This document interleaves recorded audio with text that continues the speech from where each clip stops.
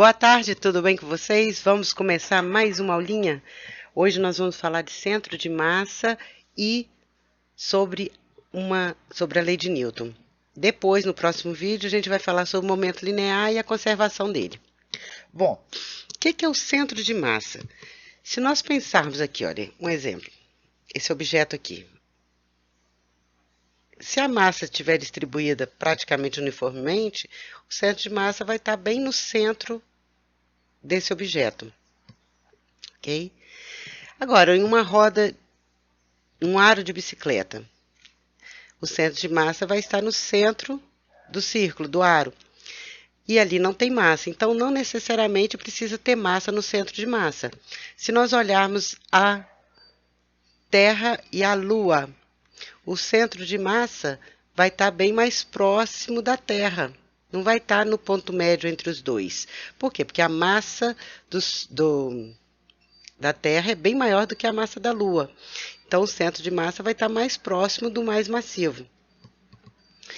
Bom, lembram lá em Lei de Newton que nós colocávamos o nosso corpo, né, como se fosse um ponto e colocávamos esse ponto na origem, todas as forças saindo daquele ponto? Aquele ponto ali, nosso, que nós usávamos, era o centro de massa. Então, não era errado a gente fazer aquilo. Por quê?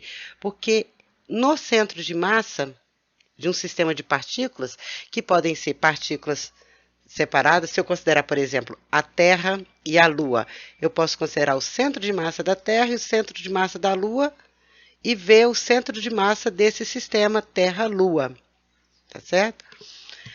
E eu posso pensar no centro de massa só da Terra, ou posso pensar no centro de massa só desse objeto aqui.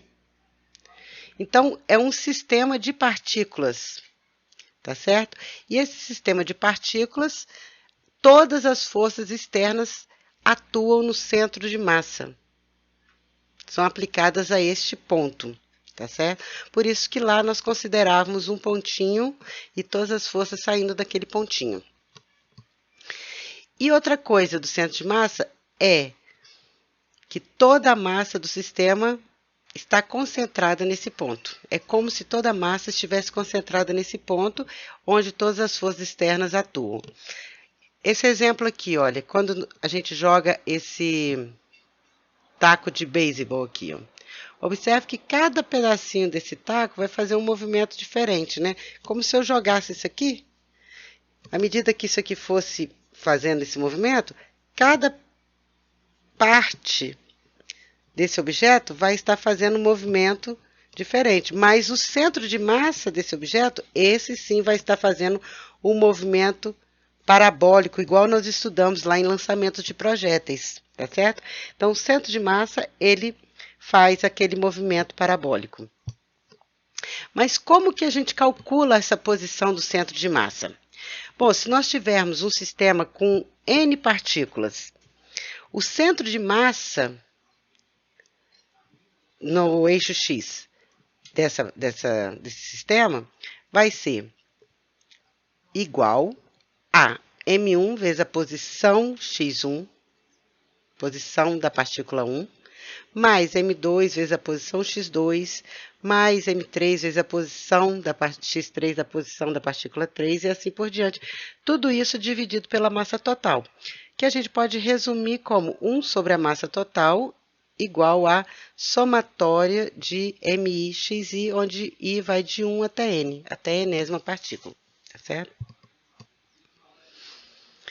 Agora, pegando em 3 dimensões, é a mesma coisa, só que agora nós vamos calcular a posição do centro de massa em X, posição do centro de massa em Y e em Z, nos dando com isso o vetor posição do centro de massa, que é X do centro de massa na direção I, mais Y do centro de massa na direção J, mais Z do centro de massa na direção K, que, escrevendo de uma forma mais compacta, fica vetor posição do centro de massa, 1 sobre a massa total do sistema, vezes M1, R1, mais M2, R2, mais M3, R3, mais M4, R4 e assim por diante, onde nós temos aqui como calcular em relação a cada X1, Y1 Z1 de R1, por exemplo. Agora, para corpos sólidos, esse objeto aqui, por exemplo, como calcular o centro de massa desse corpo? O centro de massa desse corpo, a componente x do vetor centro de massa vai ser 1 sobre a massa total integral de xdm. Do eixo do posição do centro de massa em y, 1 sobre a massa total integral de ydm, e z do centro de massa, 1 sobre a massa total integral de zdm. Sendo dm, a gente sabe que a densidade ou massa específica é igual a dm sobre dv, dm é igual a ρdv. Então, basta a gente substituir aqui em dm, ρdv. Se a densidade for variável, você vai ter que escrever a expressão dessa densidade aqui dentro da integral, né? Rho, dependendo de x, de y e de z, escreve ela aqui, e ρdv, né? E o dv, você vai escrever de acordo com a distribuição de massa, se é esférica, se é cilíndrica. Então, você vai colocar um diferencial de volume esférico, ou cilíndrico, ou cartesiano. Então, nós temos, no caso particular, se a densidade for constante, você pode, na hora que substituir aqui o dm por ρdv, o ρ pode sair de dentro da integral, você vai ter só a integral de dv, de ydv, né? xdv e zdv. O que nós colocamos para fora foi o ρ, só que sendo ela constante, o dm sobre dv também é igual a m sobre v. Então, coloca aqui m sobre v, o m cancela com m, sobra o v aqui embaixo. Então, essas expressões aqui só são válidas para densidades constantes, porque se a densidade for variável, você não pode usar essa expressão. Você vai ter que colocar a expressão para densidade dentro da integral e integrar, ok?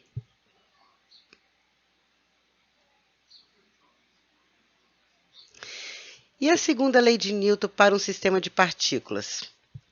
Bom, para um sistema de partículas, a força resultante vai ser igual à massa total do sistema vezes a aceleração do centro de massa.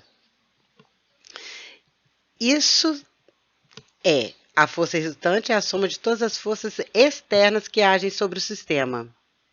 Mas por que sobre a força resultante das forças externas, essa força resultante aqui?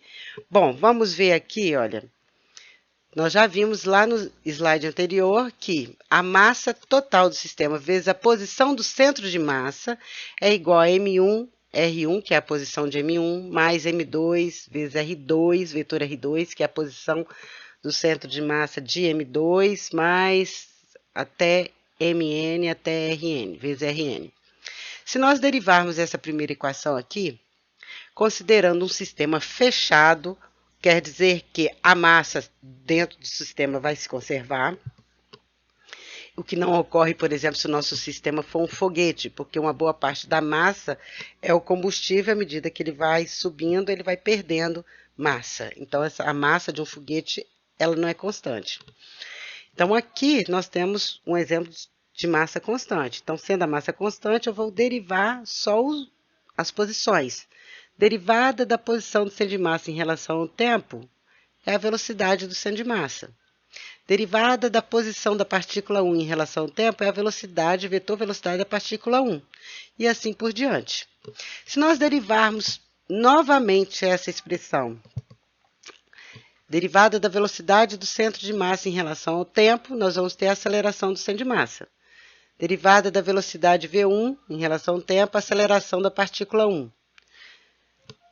Derivada da velocidade 2 é a aceleração da partícula 2 e multiplicado por m2 dá m2 vezes a2. O que é m1a1? É a força resultante sobre a partícula 1, mais a força resultante sobre a partícula 2, mais a força resultante sobre a partícula 3, mais a força resultante sobre as n partículas, tá certo? Só que tem um detalhe, se nós temos n partículas dentro de um sistema, se a partícula 1, né, faz uma força sobre a partícula 2, a partícula 2 também vai fazer uma força sobre a partícula 1, de mesmo modo, mesma direção, em sentidos contrários. Então, a força das partículas dentro desse sistema, as forças internas a esse sistema, de uma partícula com a outra, elas vão se cancelar, porque nós vamos ter sempre uma ação e uma reação ali dentro do sistema. Então, a soma toda aqui vai me dar somente a força resultante externa sobre o sistema, porque as internas vão se cancelar. Por isso que a massa vezes a aceleração do centro de massa é igual à força resultante externa aplicada ao sistema. Por isso que a gente pode afirmar aqui que é a soma de todas as forças externas que agem sobre o sistema. Forças de uma parte do sistema que agem sobre outra parte não são consideradas. Não são consideradas por quê? Porque elas vão se cancelar uma com a outra na hora que nós fizermos a soma vetorial. A massa total do sistema permanece constante. Isso quer dizer que o nosso sistema é fechado. E a aceleração do centro de massa é a aceleração do centro de massa. Se por acaso aqui, olha, a gente lança um objeto, esse objeto explode no meio da trajetória, o que vai acontecer? Cada pedacinho vai para um lado, mas o centro de massa vai continuar fazendo a mesma trajetória. Por quê? Porque as forças que ocorreram aqui durante essa explosão foram forças internas. Então, não vão afetar na trajetória do centro de massa. Então, as forças internas da explosão não mudam a trajetória do centro de massa. Bom, próximo vídeo, vamos falar de momento linear. Fiquem com Deus e até a próxima aula.